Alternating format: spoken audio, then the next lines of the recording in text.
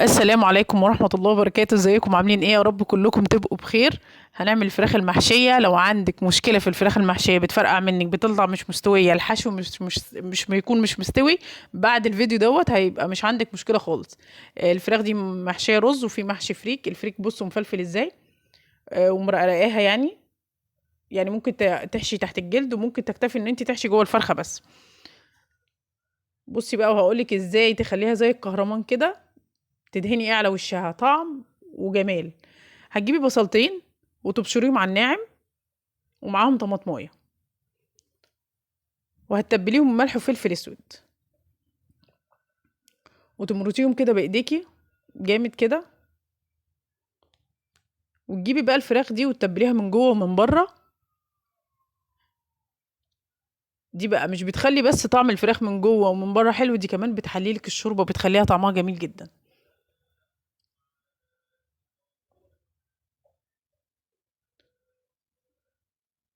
يعني الطماطم اصلا بتدي تسكيره كده للحم بتاع الفراخ، مع البصل اللي متملحه وفيها فلفل اسود. خلاص كده بنركنهم على جنب. بعد كده بنروح نعمل ايه؟ الخلطة بتاعة الرز اللي هنحشي بيها الفراخ، او تحشيها فريك براحتك. يعني انا كنت حاشية فراخ وحاشية فريك، حاشية سوري رز وحاشية فريك. جيب الكبد والقوانص دي وبقطعها. انا عاملة مقص للفراخ. بقطع القوانص صغيرة جدا عشان تلحق تستوي مع الكبدة.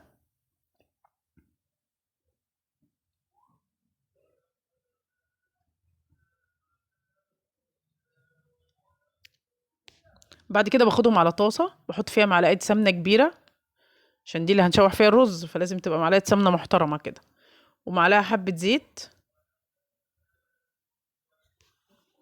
ونشوحهم وننزل ببصلايه وندبلها.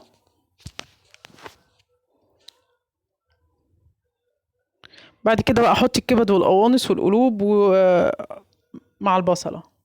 هنحط بقى نبهرهم، هنحط معلقه قرفه صغيره، وحبه جنزبيل، حبه فلفل اسود، ورشه ملح. وبعد كده نظبط الملح بتاع الرز. هنشوحهم بقى تشويحه كده. بص بقى لونهم جميل جدا ازاي. ده بقى اللون دوت هيخلي الرز لونه كمان مدي على بني كده. طبعا هنزودهم ميه سخنه، واظبطي الملح. طبعا ما ينفعش احشي الرز سخن كده الفراخ، هسيبه بقى لما يبرد. نقلته في البايركس كده كان برد. انا بحشي من تحت لفوق، وازق على فوق الحشو. يعني بصوا بالطريقه دي، يعني مش بمشي امسك الفرخه من فوق واحشيها وامسكها من تحت واحشيها، لا، زقي كده وهو هيطلع، زقي على الزور وهو هيطلع فوق. هتبقي ايه؟ حشيتي وسهله جدا. بتحشي بسرعه الحمام والفراخ. بزق الحشو زي ما انتم شايفين كده لحد ما يطلع في الزور فوق. طبعا الفرخه ما تكبسهاش، لازم تبقى مهويه، يعني تحط صبعك فيها كده يعدي. وكتفي بقى الفرخة، نزلي منها الرز كده ونضفيها. هجيب بقى احط ورق لولو، حبهان مستكة، وبصلتين كبار. وبعد كده هنزل بقى في الفراخ في الشوربة، يعني هسيبها بالاول يعني بتاع تلت ساعة كده على درجة حرارة عالية، وبعد كده اوطي عليها واسيبها تستوي. ملحت الشوربة، شيلي الريم بقى.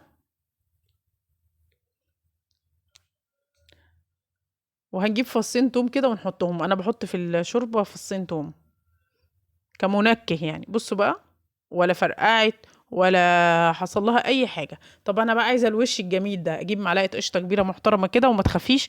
ودي احلى حاجه تدهني بيها الفراخ والحمام وهو داخل الفرن. ومعلقه صلصه وفلفل اسود وحبه زيت، ودهني وش الفراخ ودخليها الفرن. طب انا شاكه ان الفراخ دي ما استوتش قوي، اعمل ايه؟ اسيبها في الفرن بقى بتاع ايه تلت ساعه كده اهوت، عمرها ما هتطلع فيها اي حاجه مش مستويه. هتاكلي احلى احلى فراخ. يا رب كده ان شاء الله تجربوا الوصفه والفيديو يعجبكم. واشوفكم ان شاء الله على خير.